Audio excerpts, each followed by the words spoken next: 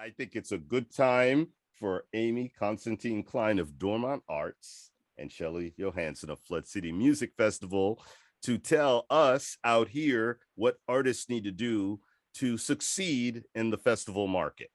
So you all just start. Who wants to start?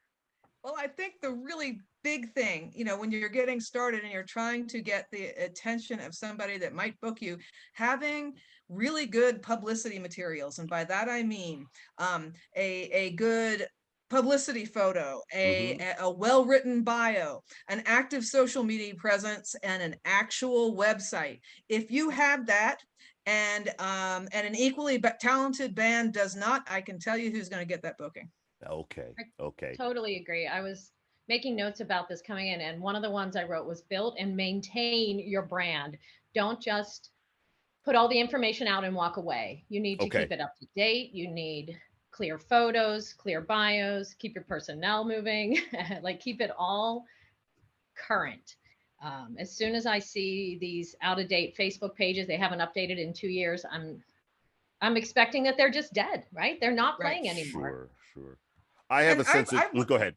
and Go when ahead. I book when we book a band to any of our events, we do it for more reasons other than your wonderful talent, right? I mean, we're really hoping you bring your fans with you. Mm-hmm. And if you have, I mean, if you can demonstrate you have fans, if you can demonstrate you cultivate your fans, you push the acts that you're going to be playing with, you demonstrate excitement about the event, you're going to help the marketing machine. That's really huge. It's really important. So so this is stuff that happens after the band gets the gig, but do you have a peek to see if they're doing that ahead of time? Of When you course. okay. Definitely. Yeah, Definitely. all right. I have a sensitivity about photos because I like to take a lot of pictures. Can you talk about the quality and formatting of pictures that you expect? Sure. I like to see images that show the band in their in a way that shows their personality, Mm-hmm. that tells me something about them going in. I get a sense of maybe what type of music they're even going to play based on what they're wearing. If they're holding, sometimes they're holding instruments in these staged photos. That's another thing. Not photos on stage, right? I don't want to Yes. see images from the show. I want to see the whole band looking into the camera and representing themselves well. Yes, because usually when you're talking about a performance photo, it looks like to a journalist that looks like we are covering an event that's already happened, right? If you Mm-hmm. have really Mm-hmm. good performance photos, definitely provide them as part of your package because certainly the events you play have social media feeds as well. I can always use more than one quality image. Um, Usually I want to see color. I want color images because sometimes that really does determine which photo is used in a print outlet, for example. So say I have 14 bands on a lineup and the newspaper coverage is going to be on a color page. Journalists don't want to use a page that is budgeted for color. They don't want to put a black and white picture there. If they need a black and white picture, they'll get it. And also, do not do like all kinds of crazy Photoshop manipulations. And I'm talking beyond basic edits because that's not what they want either. They don't want something that looks like an album cover. Go knock yourself out, on your CD art or your posters or whatever. But what Amy described as far as what your picture should be like is exactly right. And I do like those images, like she was saying, that give you some sense of what you're going to hear. I mean, you're looking at that picture, you can kind of tell, oh, that's a gritty blues band. Mm-hmm. Mm-hmm. Oh, they're playing their folk and kind of sweet harmonies. You can tell. You really have to get somebody to art direct it for you. What would be cool? What would be interesting? How can you get that done? One thing that I heard that's really interesting is that they're not supposed to put themselves in your heads. They're supposed to put themselves in the press's heads of what Yes, the newspapers are going to ultimately want right, to Yep. present this that helps everybody. right. Yeah, I'm not asking for a photo because I want to see what you look like Mhm. Yeah. necessarily, right? I want to see that But you're it's comfortable. also beyond just a poster for your Right. Yeah, festival. It's for yeah, what is going to happen in the newspaper. yeah. I want to see that you're Absolutely. promotable, Yes. right? That that we're going to get a good glimpse of who you are, and that the image is going to be striking and grab your attention in the middle of the newspaper, which is full of photos of bands and Right. other everything. And not Okay. a crappy cell phone photo that you took, you know, in your brother-in-law's basement or whatever. You know, When we I mean, talked about this before, you said some people were actually pulling their Facebook photo out and sending it to you, which has yes. already just been grittied up totally by Right, then. right. I mean, you need something high resolution. Something Yeah. else that I will tell you is that it is helpful to provide horizontal photos and vertical photos. Usually, they're going to be needing a horizontal. Occasionally, somebody needs a vertical. If you can have more than one option, that is helpful to people. And it Mhm. might determine again, you know, if the journalist is like, okay, I have 6 photos here, and the space works better for a vertical. If they got 6 bands they never heard of, that may just be you that gets that spot. Yes.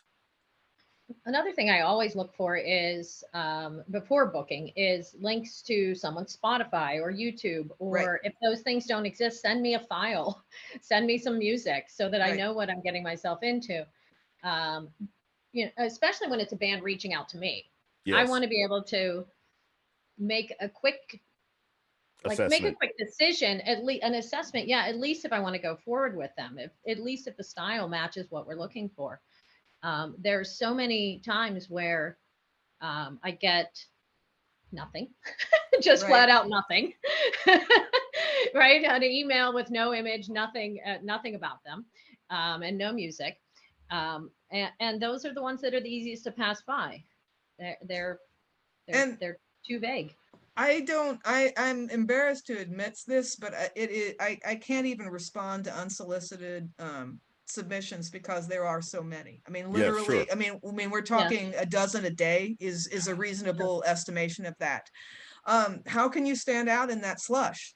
Well, you can demonstrate that you know something about my event, right? Mm, right. I mean, I'm not the person making programming decisions. I want to be clear about that. Mhm. But if somebody writes and says, "Hey, I've attended your event for years, and I love it that you book this, this, this, and this, and I think it would be like this, this. And by the way, this member of our band is from Johnstown, and blah blah blah."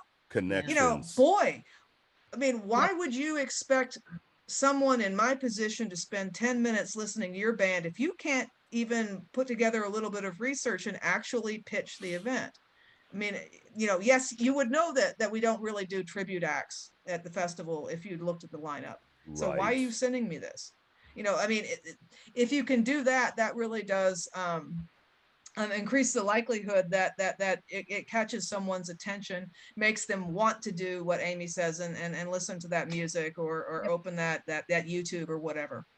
When we Well, were prepping for this, go ahead, Amy. You were going to say something. all right. I was going to say, if a promoter or presenter reaches out to you as a band, make sure you do respond, right? Yes. Even Yeah. if you're busy or booked on the day that they have available, please respond. They're interested enough in you that they Sure. may have other dates coming up that you are available. I get a lot of that just dead air for bands that I'm really interested in having, and I definitely would think twice about reaching out to them a second time. When we were prepping for this the other day, you know, we were talking about how this doesn't mean kiss up to the promoter. No. It might feel like it, but it's really making the same business connections that you do with anything Right. else. I have analogies in radio.